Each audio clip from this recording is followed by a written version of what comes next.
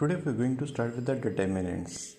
Determinant अगर आप देखा हो 2/2 तो उसको हम बहुत सिंपली सॉल्व कर सकते हैं।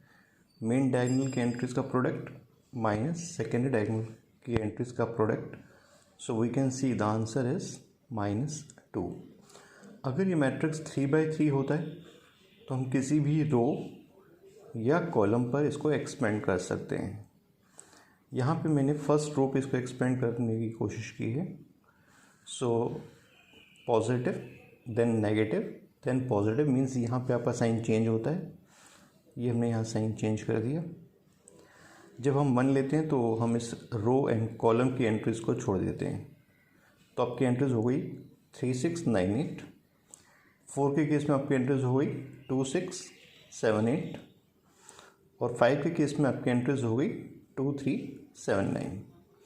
अगेन इनको हम मल्टीप्लाई करके ऐसे सॉल्व कर लेते हैं और इसको सॉल्व करने के बाद जो हमारा रिजल्ट आया वो आया 59। लेकिन डिटर्मिनेंट में एक सबसे अच्छी बात है, अब इसी डिटर्मिनेंट को हम एक और मेथड से सॉल्व करते हैं। ये सेम डिटर्मिनेंट मैंने लिया, लेकिन इस बार हमने यहाँ पे एक चीज़ की कि जो कॉलम 3 है तो कॉलम 3 को हमने चेंज कर दिया एज कॉलम 3 माइनस कॉलम 2। तो यहाँ पे जब हमने कॉरस्पॉन्डिंग एंट्रीज को यहाँ पे माइनस किया तो हमारे आंसर्स यहाँ पे आ गए 1 3 एंड -1। एक काम और करते हैं, कॉलम 1 को भी अब चेंज कर लेते हैं as column 1 minus column 3। Column 1 में से कॉलम 3 के एंट्रीज को माइनस किया हमने, 1 -1 0 2 -3 -1 7 minus of -1 is 8। Same way अगर मुझे यहाँ पे 0 फॉर्म करना है तो I can do one thing, मैं C2 को चेंज कर लेता हूँ, C2 -4 टाइम ऑफ C3। इसमें एक चीज़ नोटिस कीजिएगा, मैं कॉलम 1 को नहीं लूँगा। रीज़न क्योंकि कॉलम 1 को मैंने अभी चेंज किया है, तो यहाँ पे मैं कॉलम 3 अगर यूज़ करना चाहूँ तो कोई प्रॉब्लम नहीं, बिकॉज कॉलम 3 मेरा इंटैक्ट है, उसको मैंने कोई भी चेंज नहीं किया है। Clear? Now so if we solve this one, let's see what result we may get। तो आपके पास यहाँ पर अगर हम फर्स्ट रो लेते हैं, फर्स्ट रो में फर्स्ट 2 एंट्रीज पे तो आंसर 0 ही आना है। 1 के ऊपर हमारा ये आंसर सॉल्व करके देखा तो हमारा आंसर कितना आया 59। तो ये सबसे इम्पॉर्टेंट चीज़ है डिटर्मिनेंट में कि आप किसी भी रो या कॉलम में से दूसरे रो या कॉलम को माइनस कर सकते हैं, लेकिन आपका आंसर जो है वो चेंज नहीं होता। और इन्हीं प्रॉपर्टीज़ को लेकर हम आगे चलते हैं कुछ। तो नेक्स्ट प्रॉपर्टी जो आपको माइंड में रखें कि अगर कहीं पर मेरी सारी एंट्री 0 हो जाएं किसी भी रो में या किसी भी कॉलम में, तो मेरा जो आंसर है वो उस केस में क्या आएगा, दैट इज़ नथिंग बट 0। अब यहाँ पर आप देखें तो क्या इसका आंसर भी 0 आएगा? बिल्कुल आंसर 0 आएगा, बिकॉज अगर मैं इसमें देखूं so I can write down this one as, मैं इनको 2 3 4 ही रखता हूं, लेकिन मैं कॉलम 2 को चेंज कर देता हूं as column 2 minus thrice of column 1। तो थ्राइस ऑफ कॉलम 1 लूँगा तो मेरी एंट्रीज क्या आ जाएंगी 6 9 एंड यहाँ पर,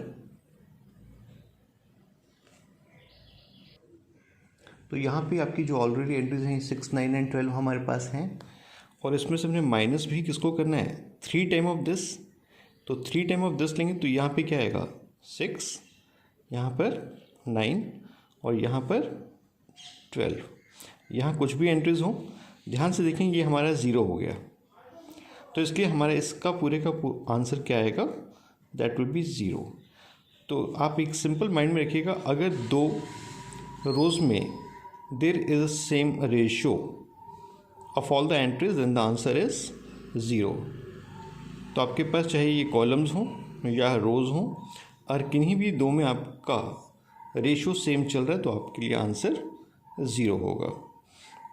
ये एक रूल है कि जिसमें हम कुछ केसेस में रो या कॉलम को जंप करवाते हैं। यहाँ हमने थर्ड कॉलम को जंप करवाया ऑन कॉलम 2, ये बीच में आ गया। जब भी आप एक जंप लेंगे ऐसे किसी भी एक कॉलम के ऊपर से एक जंप, तो बाहर एक माइनस साइन आएगा। अगर हम इसको फर्दर एक और जंप दें और ये स्टार्टिंग में आ जाए, तो एक -1 साइन और आ जाएगा, that will become positive. So keep this in mind because ये सारी प्रॉपर्टीज़ हमें यूज़फुल रहेंगी। Now we come on to the next property. ये जो नेक्स्ट प्रॉपर्टी आप देख रहे हैं, तो इसमें ये हमारे पास एक डिटर्मिनेंट था। हमने यहाँ डिटर्मिनेंट में काम किया कि जो सेकंड कॉलम है इसको लिखना शुरू कर दिया 3 + 2, 9 को हमने लिख लिया 7 + 2 और 10 को लिख लिया 8 + 2।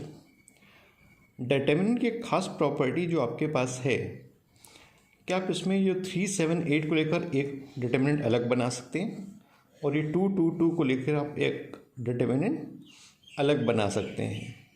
जस्ट कीप इन माइंड कि अगर ये एक स्लाइड होती मेरे पास ग्लास की और ये ग्लास स्लाइड होती और इसको मैं एकदम उसके ऊपर रखता, तो 3, 7, 8 और 11, 12, 13 तो नज़र आपको वही बिल्कुल एक ही बार नज़र आएंगे, बट 3 + 2 अलग दिखेगा, 7 + 2 अलग एंड 8 + 2 अलग।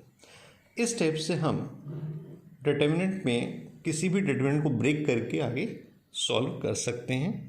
तो ये आप माइंड में रखिएगा, ये यूज़फुल होगा हमारे लिए। यहाँ पर डिटर्मिनेंट और मैट्रिसेस में जो एक मेन डिफरेंस है वो आपको क्लियर हो जाएगा। ये एक डिटर्मिनेंट मेरे पास है, फर्स्ट में मैं देख रहा हूँ कि मैं सब में 10 कॉमन ले सकता हूँ। यहाँ ध्यान रखिएगा, हम किसी भी रो या किसी भी कॉलम से एक एंट्री कॉमन ले सकते हैं और जब हम मल्टीप्लाई करेंगे तो वो किसी एक रो या एक कॉलम को मल्टीप्लाई करना है, जबकि मैट्रिसेस में सारी एंट्रीज को हम मल्टीप्लाई करते थे। तो यहाँ से हमने 10 कॉमन ले लिया, यहाँ से 15 कॉमन ले लिया और यहाँ से हमने 16 कॉमन ले लिया। अब मुझे दिख रहा है कि ये मेरे दो कॉलम बिल्कुल आइडेंटिकल हो गए हैं एंड वी नो दैट कि अगर यहाँ पे इसके आइडेंटिकल होते हैं तो इसका आंसर क्या आएगा? 0। Let's solve a simple question now. इस क्वेश्चन में हमारे पास ये डिटर्मिनेंट दिया है और हमने इसको सॉल्व करने के इसका आंसर क्या आएगा। तो हमने सबसे पहले काम किया कि हमने इन दो एंट्रीज़ को आपस में ऐड कर रहे हैं। That means we are writing R1 as R1 + R2 और R3 में से आपने -3 कॉमन ले लिया। अब यहाँ से अगर हम x, y, z को कॉमन ले लें, x + y + z भी कॉमन ले लिया, ये ऊपर की एंट्रीज बन गई 1, 1, 1, ये एंट्रीज भी क्या हैं 1, 1, 1, दोनों बिल्कुल आइडेंटिकल हो गए, इसलिए इसका आंसर क्या हो जाएगा? 0।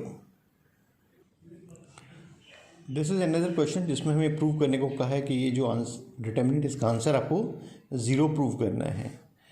हमने कॉलम 1 को चेंज किया, कॉलम 1 + कॉलम 2 + कॉलम 3, ये हमारी एंट्रीज आ गई। यहाँ पे आप देख रहे हैं 3a - x सब में फॉर्म हो रहा था, ये हमने कॉमन ले लिया।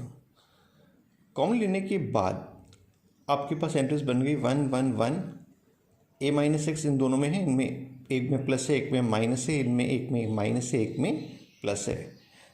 सो नॉर्मली जो भी ऑड वन आउट है उसको आप हमेशा लें और बाकी दोनों में से माइनस कर दें। तो हमने R2 में से भी R1 को माइनस कर दिया और R3 में से भी R1 को माइनस कर दिया। इसके बाद इस कॉलम को लेकर हम इसको बहुत इजीली एक्सपेंड कर सकते हैं। तो ये हमारा आंसर आ गया। लेकिन हमें तो गिवन था कि ये जो आपके पास है डिटर्मिनेंट, इसका आंसर 0 है और अगर इसका आंसर 0 है तो आइदर x इज 3a या x is 0। Let's move on to next question now. In this question we have to prove something. Better है जब भी आपको प्रूव करना तो आप राइट हैंड साइड हमेशा पहले ऑब्जर्व कर लें। तो इस डिटर्मिनेंट में हमें a + b + c बनाना था and we can very easily see अगर हम इन तीनों को ऐड करते हैं तो a + b + c फॉर्म हो रहा है। सो हमने एक काम किया, c1 को लिख लिया, c1 + c2 + c3। तो यहाँ पे सब में a + b + c first column में आ गया, तो इसको कॉमन ले लेते हैं। यहाँ 1, 1, 1 आ गया। नाउ वी कैन सी हमारी रो 1 बाकी दो से डिफरेंट है। सो ऑड वन आउट जो है इसको लेके बाकी दो में से आप माइनस कर देंगे। माइनस करने के बाद हमारे पास फॉर्म आ गई 100। तो ये इस कॉलम पे एक्सपेंड करना इजी रहेगा, इसको एक्सपेंड कर लेते हैं। And on solving this we got the answer as thrice of a plus b plus c, ab plus bc plus ca, that is our required result। ये क्वेश्चन बहुत common है, कई एग्जाम्स में कई बार आ चुका है, आपकी एनसीईआरटी बुक में भी है। हमें पूरी वैल्यू को प्रूव करना है 2 टाइम्स ऑफ दिस वैल्यू। तो इसमें आप नोटिस करें, अगर हम कॉलम 1 को लिखते हैं c1 plus c2 plus c3, तो यहाँ पर हर एक एंट्री 2 टाइम्स आ जाती है। यहाँ से हम 2 कॉमन ले लेते हैं। नाउ ये हमारी कॉलम 1 को अगर आप नोटिस करते हैं, it is odd one out again, तो इसको लेके हम बाकी दोनों कॉलम में से माइनस कर देते हैं। ये हमने माइनस कर दिया। नाउ अब आपके पास यहाँ पर आपको A P and X required थे। अगर हम तीनों को ऐड करें, we can very easily see कि B and C cancel out हो रहे हैं फर्स्ट में ही, same Q and R cancel हो रहे हैं, एंड वाई एन जेड भी कैंसिल हो रहे हैं। तो हमने कॉलम 1 को फिर से लिख लिया c1 plus c2 plus c3, ये हमारा ए पी एक्स बन गया।